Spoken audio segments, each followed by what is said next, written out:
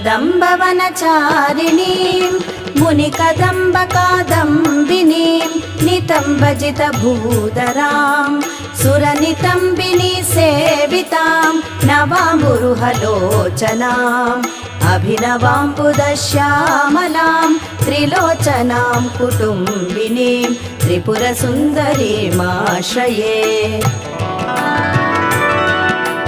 श्रीदेव्यै नमः।